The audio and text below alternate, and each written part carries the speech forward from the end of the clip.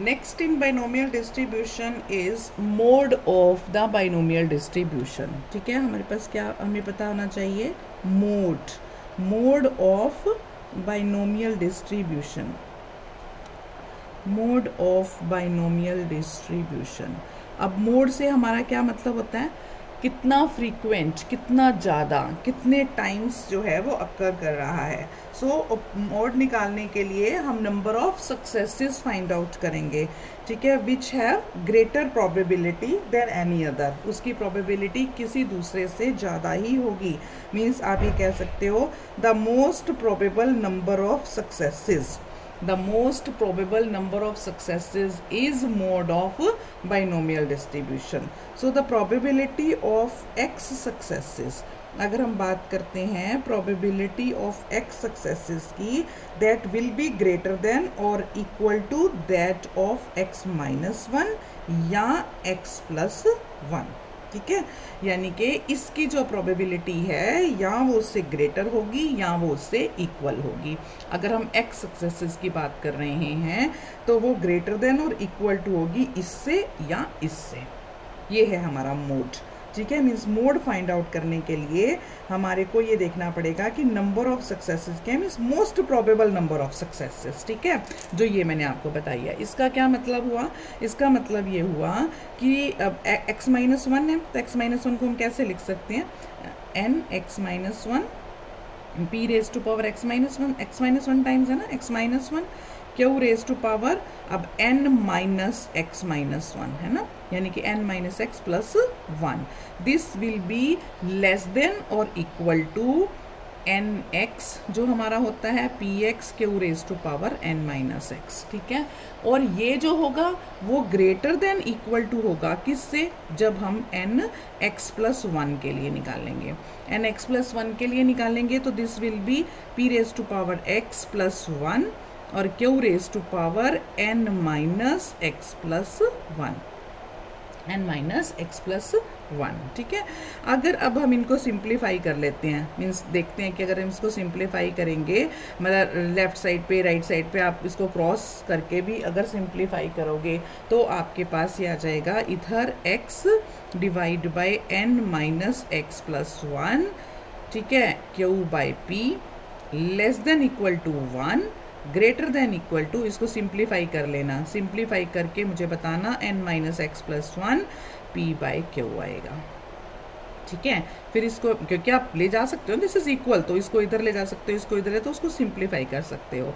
अगर इसको सिंप्लीफाई कर सकते हैं, इसका ये क्या मतलब हुआ कि ये इससे लेस है। अब एक बार इसको इक्वल कर लो, एक बार इसको इक्वल कर लो। इसको इक्वल कर रहे हैं तो हमारे पास क्या बनेगा, यानी कि ये तब पॉसिबल है इफ़ एक्स क्यू, मतलब अगर एक्स क्यू जो है वो लेस देन इक्वल टू है, इसको इधर ले जाओ। ठीक है, इस लेस देन इक्वल टू है, क्या हो जाएगा, इधर ले जाएंगे तो ये इससे मल्टीप्लाई हो जाएगा ना, n p minus x p plus 1।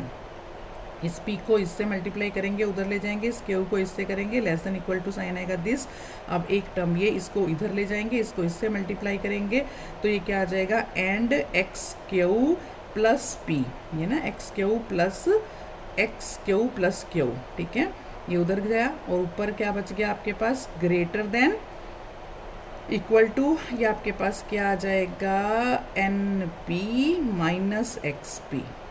ठीक है, इसको देखो आप सोल्व करोगे तो आपके पास आ जाएगा if n p minus q less than equal to x less than equal to n p plus q, n p plus p बचेगा, एन पी प्लस पी बचेगा। ठीक है, that is if n plus 1 p minus 1 less than equal to x less than equal to n p plus P.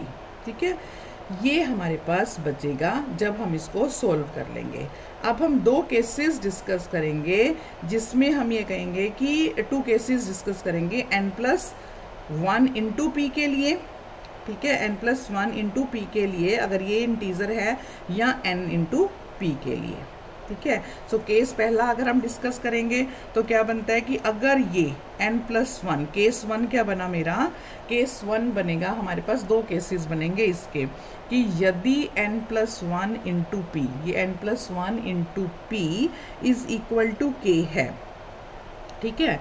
So where k is a integer, then the probability will increase, then the probability will increase till x is equal to k. If n+1 into p is equal to k, मान लो ये हम कह रहे हैं where k is any integer, ठीक है, then the probability will increase, कब तक increase करेगी, जब तक x is equal to k नहीं होता, ठीक है।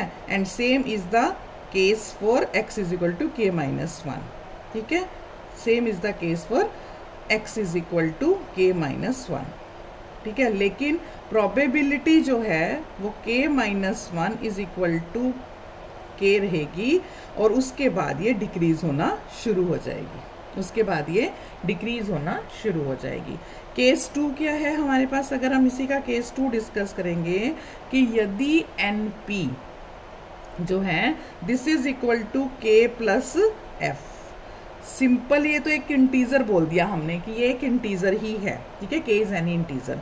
सो k यहाँ पे भी इंटीजर है, बट साथ ही हम कह रहे हैं इंटीजर के साथ थोड़ा सा फ्रैक्शनल वैल्यू भी आ गई, तो तब प्रोबेबिलिटी जो होगी इसकी p ऑफ x की मैक्सिमम कब होगी, when x will equal to np plus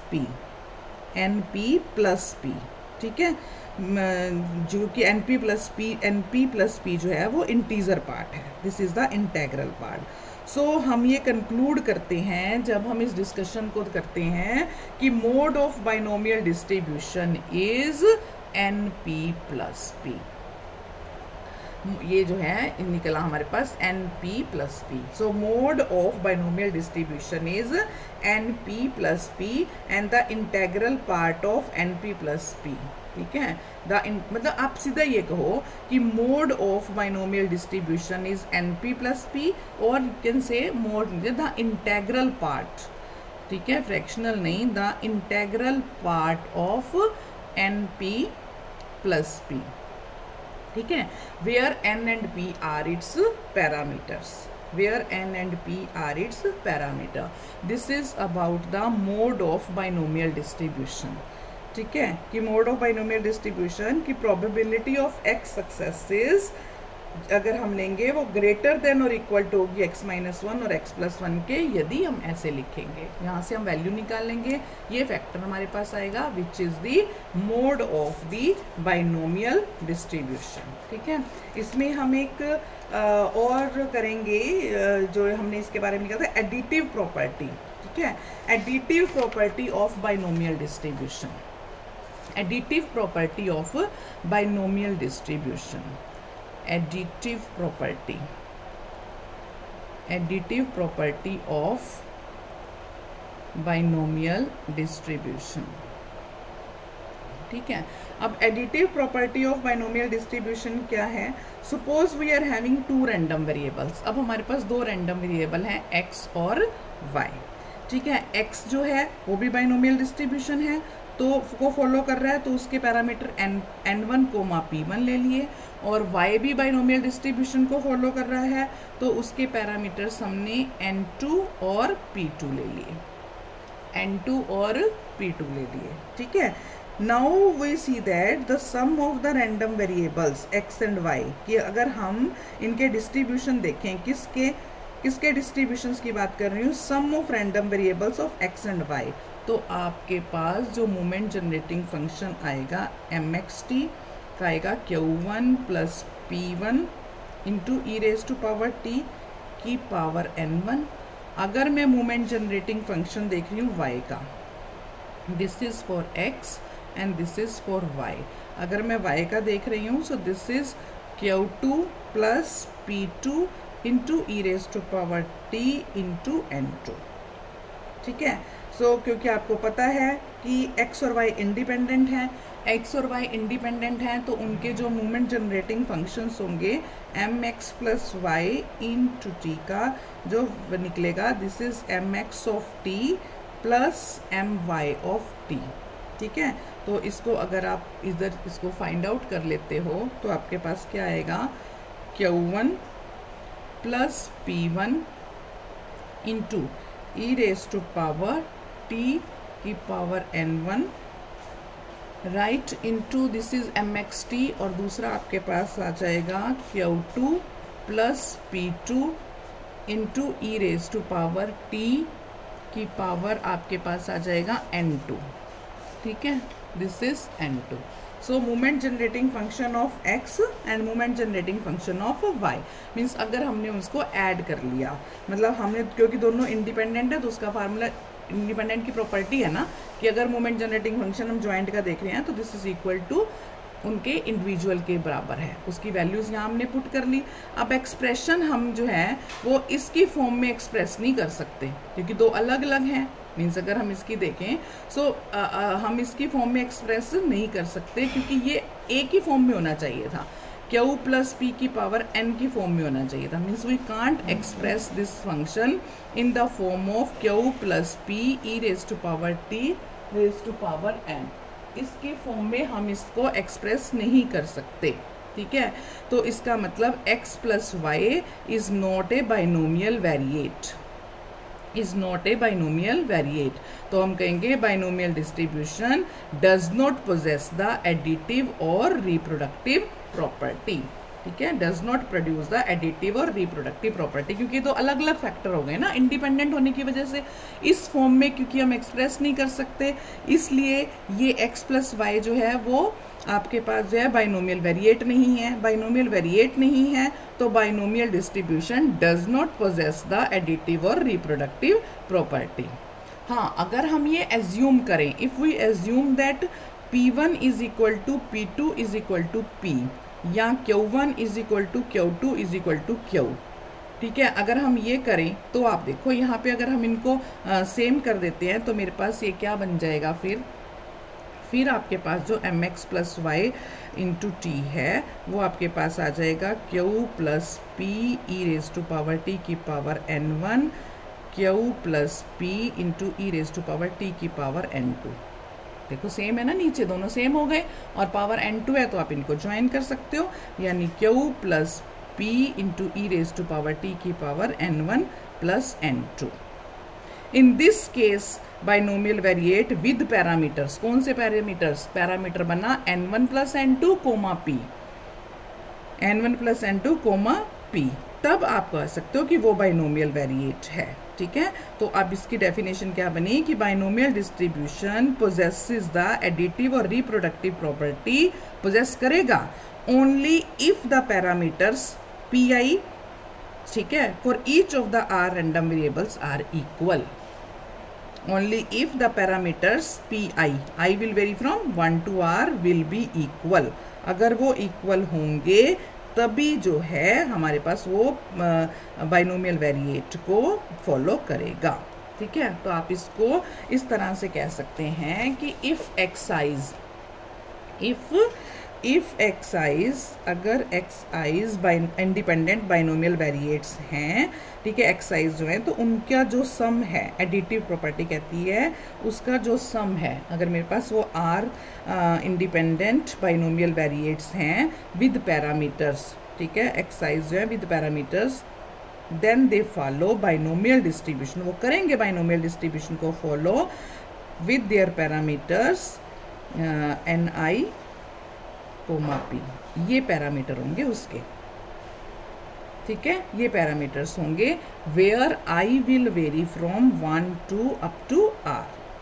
समझ में आ गई? जैसे अभी मैंने पीछे 2 में बताया तो वो कौन से पैरामीटर्स हुए, 2 के लिए कौन से पैरामीटर्स हुए, N1 plus N2 comma P, N की बजाय N1 प्लस N2 होगा. इसी तरह से अगर वो 3 है तो वहाँ पे हो जाएगा N1 plus N2 plus N3, वो उसका एक पैरामीटर P, तब वो फॉलो करेगा उसको, बशर्ते कि वो सारे पैरामीटर्स जो PIs वाले हैं P1 is equal to P2 is equal to P3 वो सब इक्वल हों. समझ में आ गया? Additive property of binomial distribution कि वो पोजेस नहीं करेगा डिफरेंट पैरामीटर्स के लिए क्योंकि वो इंडिपेंडेंट है. वो पोजेस कब करेगा बाइनोमियल डिस्ट्रीब्यूशन कब एडिटिव और रिप्रोडक्टिव प्रॉपर्टी को कब प्रोजेस करेगा, अगर पैरामीटर्स जो आपके पास पी आई हैं, आई चाहे कहाँ तक भी वेरी कर रहा हो, वो सब इक्वल होंगे, वो सब इक्वल होंगे।